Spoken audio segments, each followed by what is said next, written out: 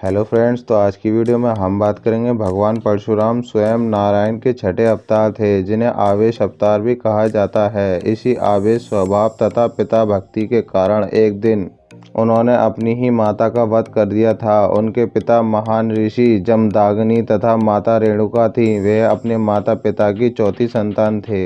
एक दिन कुछ ऐसा हुआ कि उनके पिता ने उन्हें ही उनकी माता का मस्तक काटने का आदेश दिया, जिसके बाद परशुराम ने अपनी ही मां का सर धड़ से अलग कर दिया था। आज हम आपको उसी कथा के बारे में विस्तार से बताएंगे, तो वीडियो को शुरू करते हैं। वीडियो को लास्ट तक जरूर देखना और चैनल को सब्सक्राइब कर लें। एक बार परशुराम की मां रेणुका आश्रम के पास नदी में स्नान करने गई थी। वहां पर उन्होंने राजा चित्ररथ को अन्य अप्सराओं के साथ स्नान करते तथा क्रीड़ा करते हुए देखा।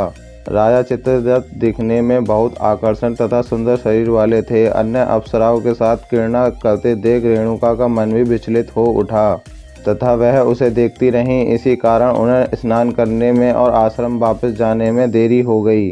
जब रेणुका स्नान करके वापस आश्रम लौटी तो उनके हाव भाव बदले हुए थे तथा उनके मन में अभी भी वही दृश्य चल रहा था। क्योंकि ऋषि जमदाग्नि एक महान तपस्वी थे, तो उन्होंने अपने तप के बल पर संपूर्ण बात का पता लगा लिया तथा रेणुका का मन भी पढ़ लिया था। यह देखकर उन्हें इतना ज़्यादा क्रोध आया कि उन्होंने अपने सबसे बड़े पुत्र को अपनी मां का गला काट देने का आदेश दिया था।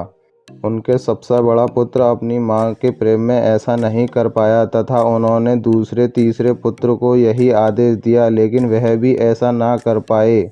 एक ओर मां की हत्या का पाप लगता तो दूसरी ओर पिता की आज्ञा ना मानने का पाप लगता। यह एक धर्म संकट था, लेकिन उन्होंने माता की हत्या करने से मना कर दिया था।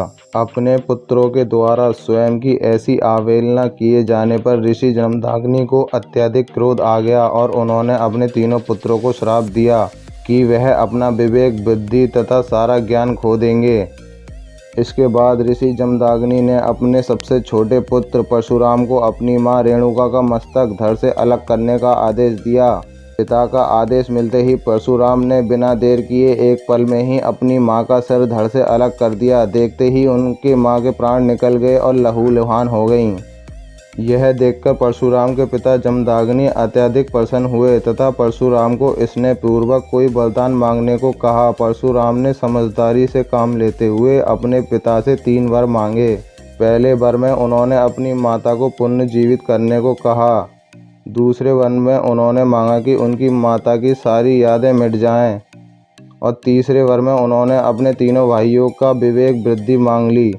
ऋषि जमदाग्नि अपने पुत्र परशुराम की समझदारी से बहुत प्रसन्न हुए तथा उन्होंने तीनों वर प्रदान कर दिए। इसके पश्चात सब कुछ फिर से सामान्य हो गया तथा परशुराम की मां पुनर्जीवित हो उठी। हालांकि भगवान परशुराम ने अपनी मां रेणुका को पुनर्जीवित तो करा लिया था, लेकिन उनके ऊपर माता हत्या का पाप लग चुका था। इससे मुक्ति पाने के लिए उन्होंने भगवान शिव की कठिन तपस्या की तथा माता हत्या के पाप से मुक्ति पाई थी। तो दोस्तों, आज की वीडियो में इतना ही। वीडियो पसंद आई हो तो शेयर करें और मिलते हैं अगली वीडियो में।